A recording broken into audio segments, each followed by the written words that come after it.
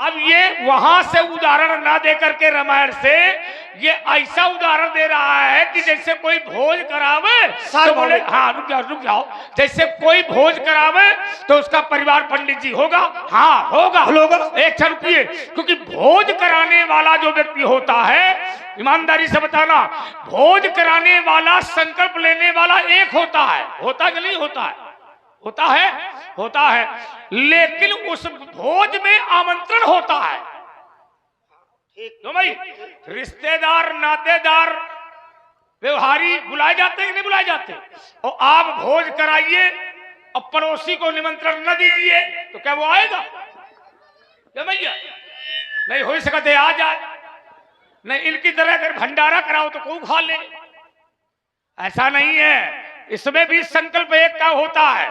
जैसे गया करने वाला व्यक्ति गया करता है तो गया करने वाला एक व्यक्ति होता है, एक व्यक्ति जो माता पिता का गया करता है, अपने पितरों का गया करता है, करता कि नहीं करता? वो संकल्पित है और संकल्प लिया गया भोज, विचार करना, उसमें बिना बुलाए लोग आ जाते हैं क्योंकि संकल्पित है, एक का है। राजा भानु प्रताप ने जो भोज किया है वो ब्राह्मणों को निमंत्रण दिया है, अर्थात बुलाया है, और उसमें छठे कान माने छठे कान की बुलाया कि नहीं?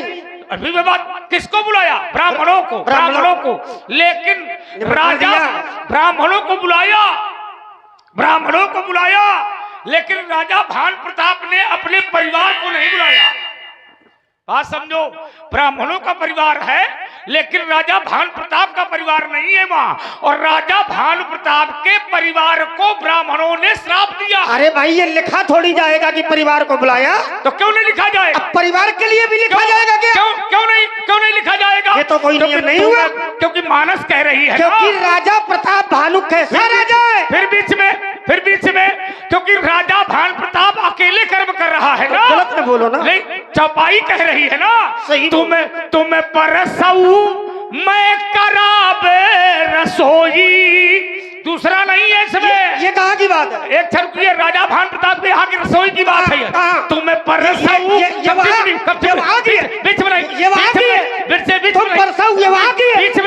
बीच में नाटक दिखाना। अरे भाई सही बोला तो ठीक है, हमें गलत बोलोगे क्या? ये राजा भानु प्रताप से ये वहाँ की नहीं है। कहाँ की है ये? तुम परसऊ कहाँ की है? राजा भानु प्रताप से कपटी मुनि ने कहा तुम परसऊ मैं करब रसोई। ये महल की बात है, ये महल की नहीं भंडारे की बात है ना, वहाँ की भी नहीं है, बीच में नहीं, वहाँ की भी नहीं है। अपनी बात रोक रहे हो, बीच में क्यों बोलते हो? क्यों बोल रहे भाई? तुम बुरा लगे हमें कहते बुरा सही बताओ ना, काहे बुरा मान जाओ? कहाँ की बात है, कहाँ झोल रहे हो? इतनी देर में तुम एक चौपाई पढ़ पाए? कितनी बताओ? अरे मैंने कितनी पढ़ी है? कहाँ पढ़ी?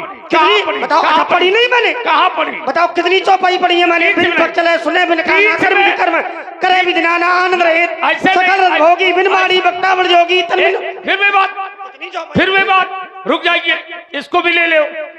बिनु पकड़ चले नाटक फैलाओ, हम जानते हैं तुम कितनी तुम्हारी पहुंच है, कितनी तैयारी है, हम भी तो जानते हैं। बिनु पग चले सुने बिनु काना कर बिनु कर्म करे विधिनाना, ये संसार का उत्तर नहीं है, ये निराकार ब्रह्म का उत्तर है।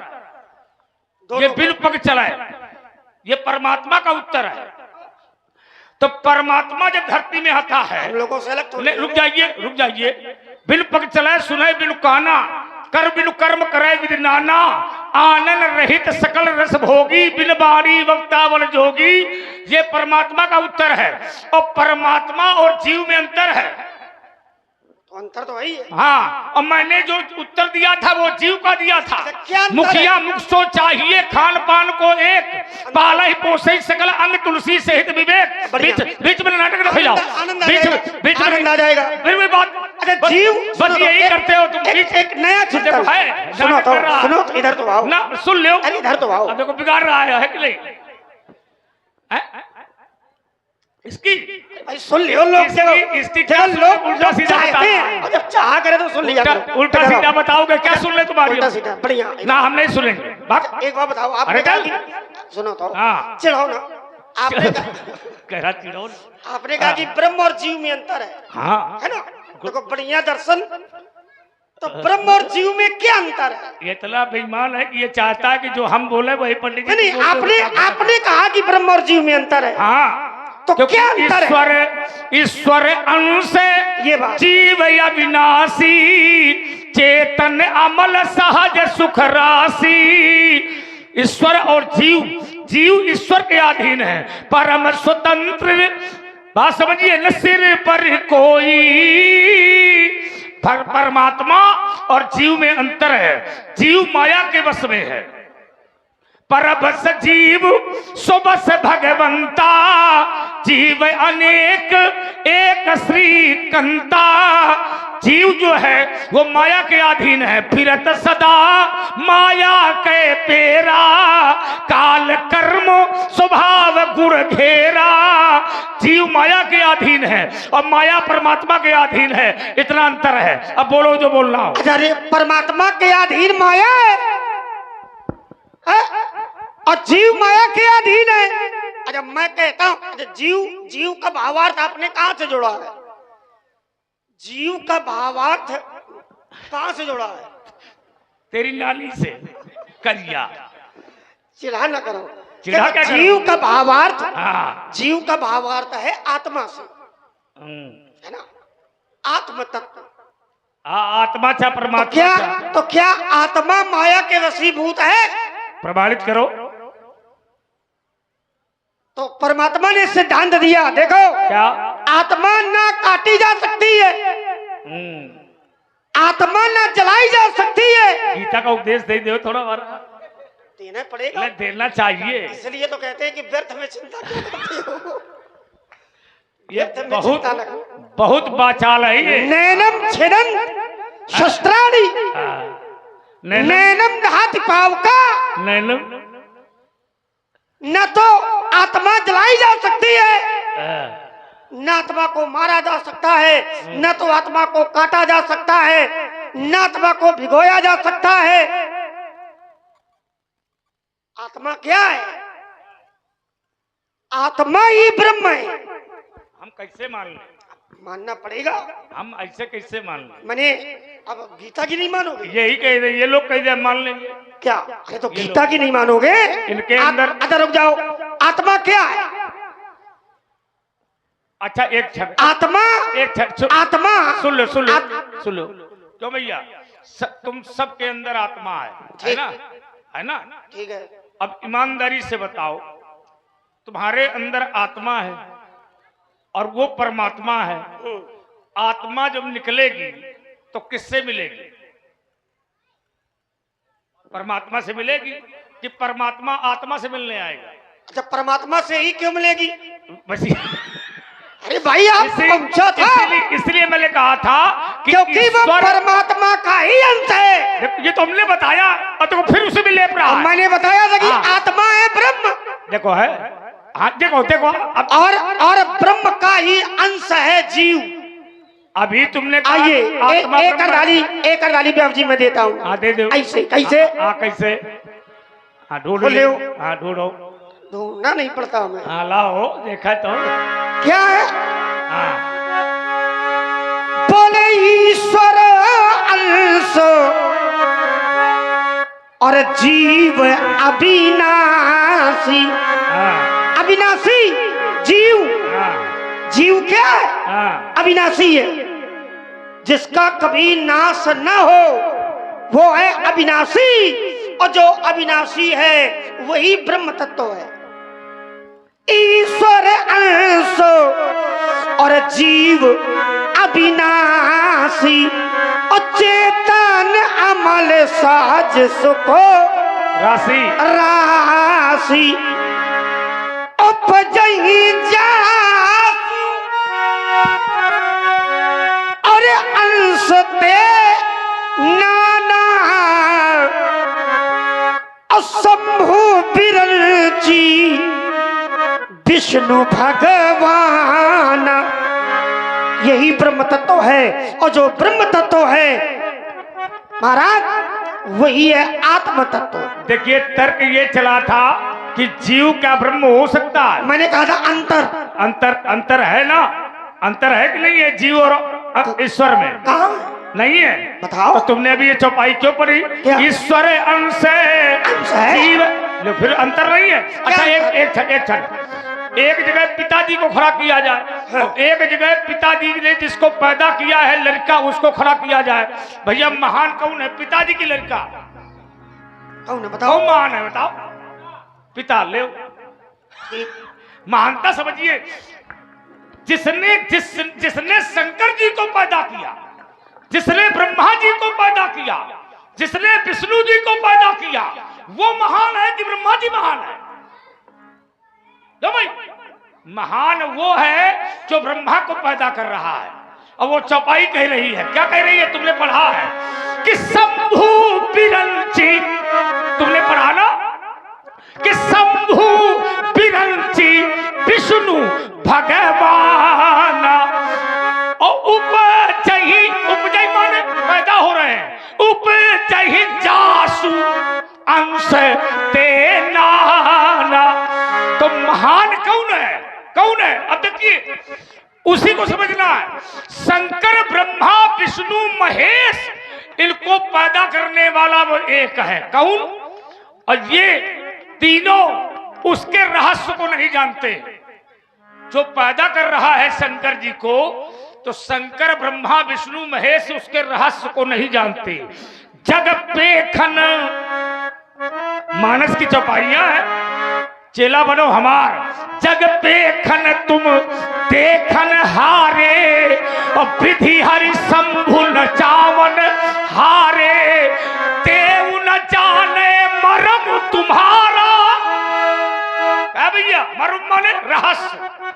तो उसके रहस्य को जब ब्रह्मा जी नहीं जानते, विष्णु नहीं जानते, शंकर नहीं जानते, तो वो बराबर कैसे हो सकते हैं?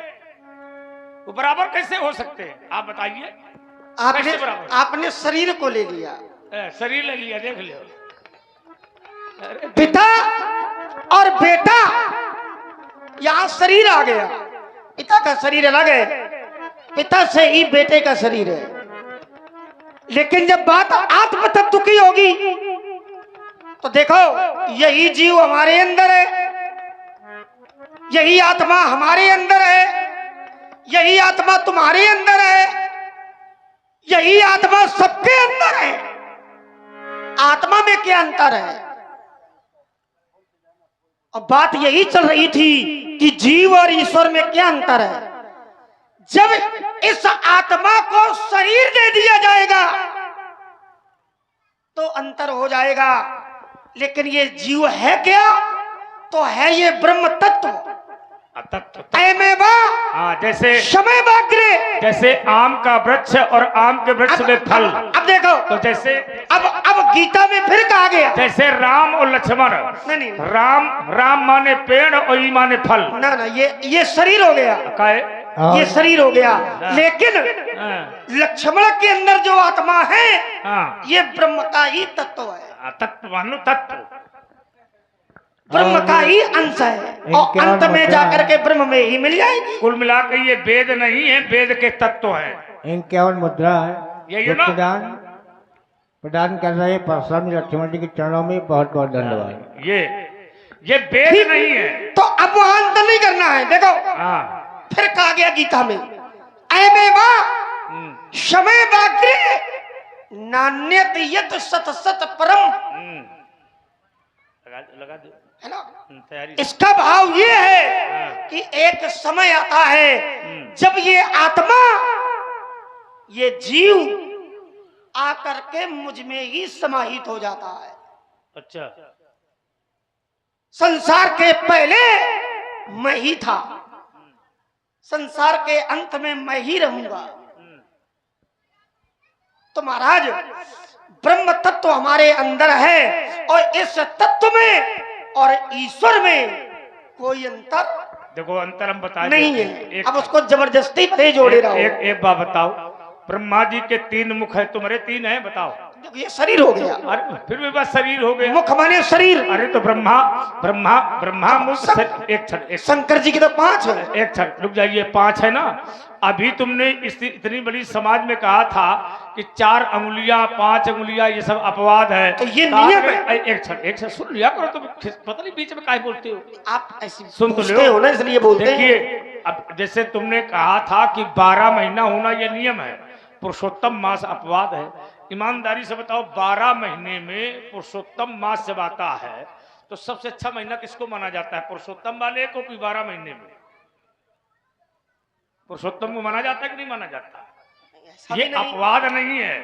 भगवान विष्णु के 4 हाथ हैं, तुम्हारे 2 हैं, तो तुम अपवाद हो कि भगवान विष्णु अपवाद है? को अपवाद है? इसका अर्थ ये निकालोगे कि विष्णु जी के 4 हाथ है, हमारे 2 हैं, भगवान विष्णु अपवाद है।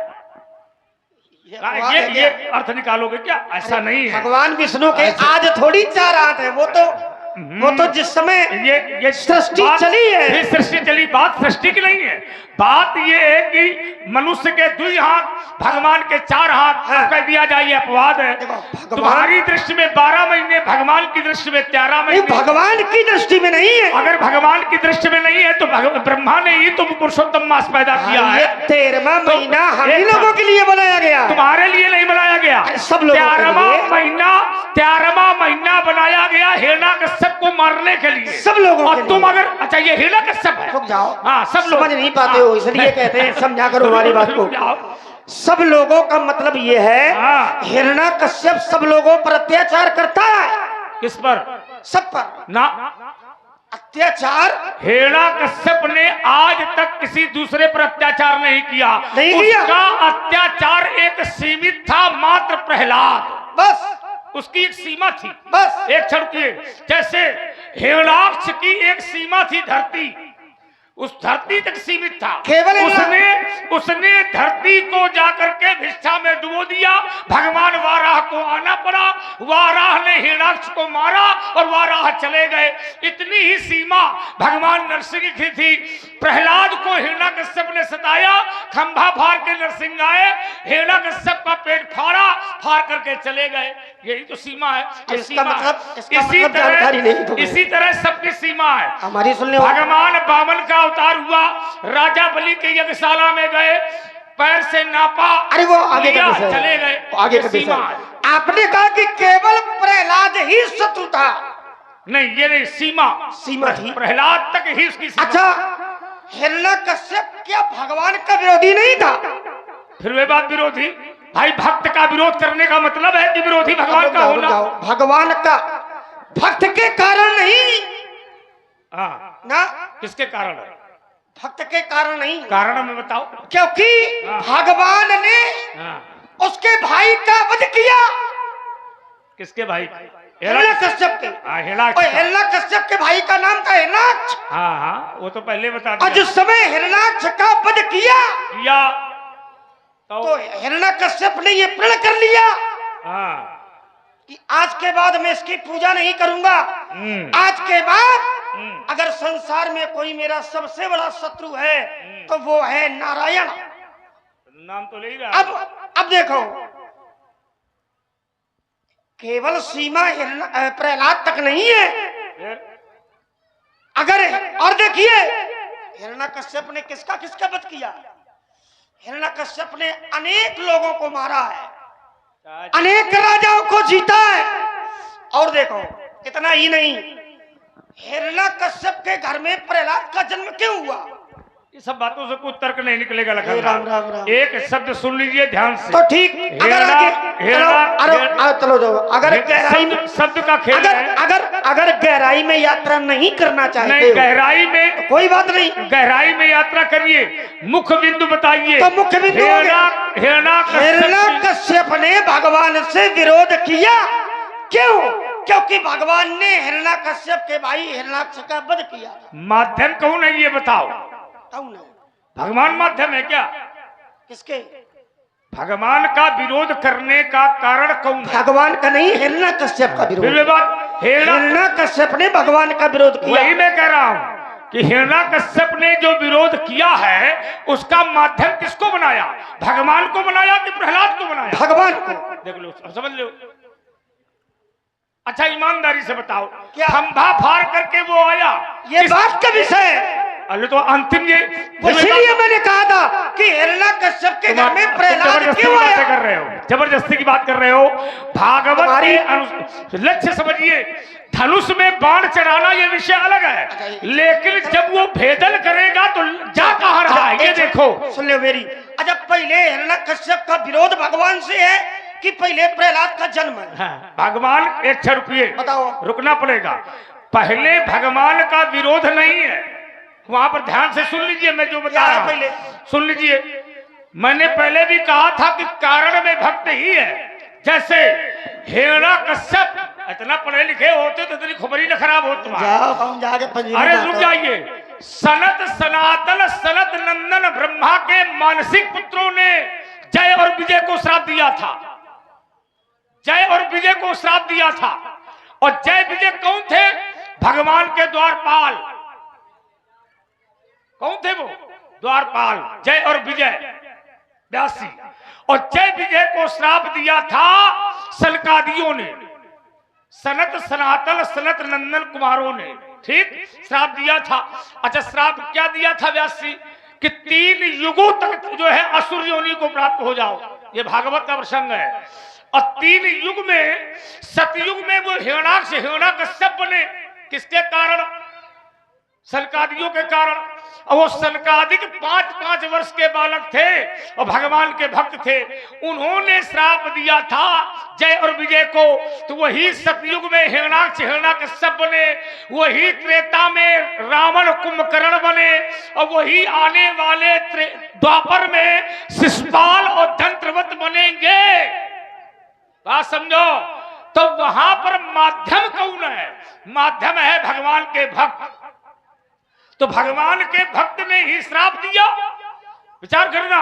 और प्रहलाद भी भगवान का भक्त है। तो हिरण्यकश्यप की मुक्ति का जो साधन है वो है प्रहलाद। हाँ, अब बिना प्रहलाद के भगवान नरसिंह खंभा फाड़ करके नहीं आएंगे। हो गई बात हमारी आपकी क्या है? आपने कहा था कि हिरण्यकश्यप की जो सीमा है वो केवल प्रहलाद तक है, ठीक। और मैं कहता हूं कि प्रहलाद धरती में आया भी नहीं था। उसके पहले भी हिरण्यकश्यप भगवान नारायण का विरोधी था। कैसे माने? वही तो मैं बता रहा था। हाँ। तो सुनते नहीं हो? सुनते तो आइए, कान दिया तो। सुनो, अब जहां की तुमने कथा जोड़ी है। हाँ। कथा कहाँ की जोड़ी है? कथा आपने जोड़ी है ब्रह्म वैवर्त पुराण की। आप पहुंचो, हम तुरंत वहां पहुंचेंगे। जैसे जिस समय सनत सनंदन सनत कुमार जा रहे थे भगवान का दर्शन करने के लिए, ठीक। जय और विजय ये कौन है? द्वारपाल। द्वारपाल तो है ही, लेकिन भगवान द्वारपाल के हर के दो। ये बात प्रिय दो भगवान के भक्तों में भी है। द्वारपाल प्रिय हरि के दो, और जय और विजय जान सब को। तो ये भी पहले भक्त ही थे, लेकिन जिस समय सनकादियों को अंदर नहीं जाने दिया तो वो क्रोध में आ गए। और जब क्रोध में आ गए तो क्रोध में आकर के जय और विजय को उन्होंने श्राप दे दिया कि जाओ, तुमने हमारा अनादर किया है, हम तुम्हें श्राप देते हैं कि तुम जाकर के निशाचर हो जाओ। और जिस समय ये श्राप भगवान की जानकारी में आया तो भगवान भी दरवाजे में आकर के सनकादियों का सम्मान करने लगे। जय और विजय चरणों में गिर गए, बोले महाराज हमने तो केवल अपने सेवक धर्म का पालन किया है, आपने श्राप क्यों दे दिया? तो सनकादियों ने कहा कि तुमने हमारा अनादर किया इसलिए हम तुमको श्राप देते हैं, लेकिन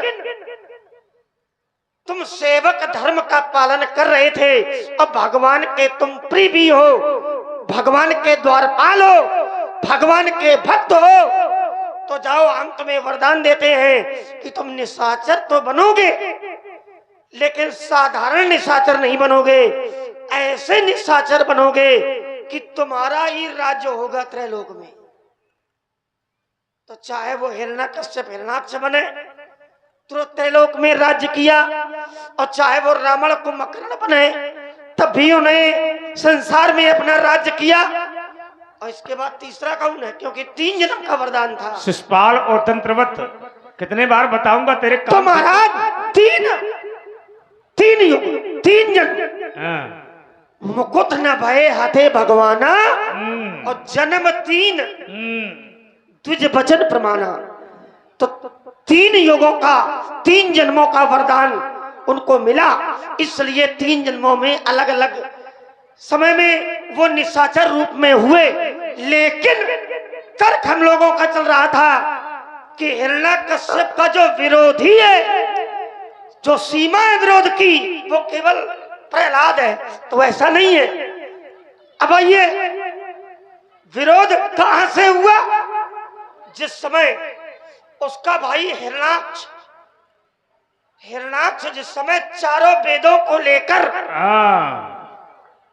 ठीक ठीक तो वहीं आओ जुड़ेगी वहीं, 4 वेदों को लेकर जिस समय पाताल लोक में चला गया, उस समय भगवान को यह जानकारी हुई कि 4 वेदों को लेकर के चला गया, सृष्टि का विधान कैसे चलेगा। तो भगवान ने नरहरि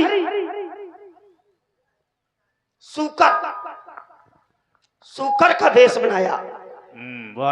12 है का सूकर का वेश बना करके महाराज उन्होंने चारों वेदों को पुनः हिरण्याक्ष से छीना, और उसी समय हिरण्याक्ष का वध किया।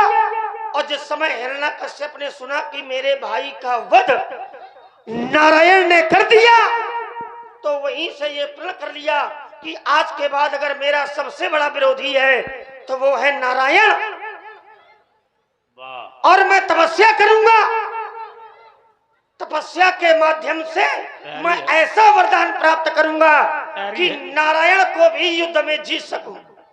और ये प्रण करके हिरण्यकश्यप ने साधना प्रारंभ कर दी। और जब साधना प्रारंभ कर दी तो एक सुखदेव महाराज, है ना, कथा वहीं जुड़ेगी। सुखदेव महाराज ने देखा ये तो भगवान का विरोधी है और ये तपस्या कर रहा है, अगर तपस्या पूरी हो गई तो कार्य ठीक नहीं होगा, गड़बड़ हो जाएगा। तो सुखदेव महाराज वहीं आकर के डाल में बैठ गए जहां हिरण्यकश्यप तपस्या कर रहा था, और वहीं पर ओम नमो नारायण का जाप करने लगे।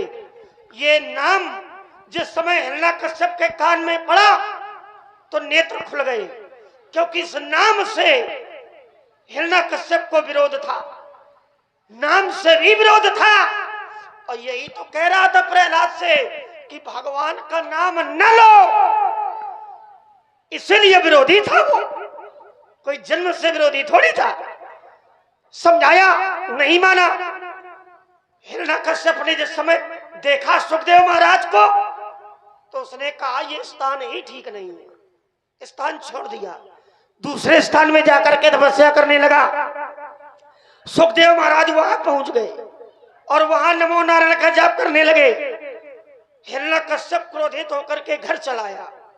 हिरण्यकश्यप की पत्नी जिसका नाम है कयाधु, कयाधु ने पूछा कि आप तो तपस्या के लिए गए थे, आप यहाँ कैसे आ गए?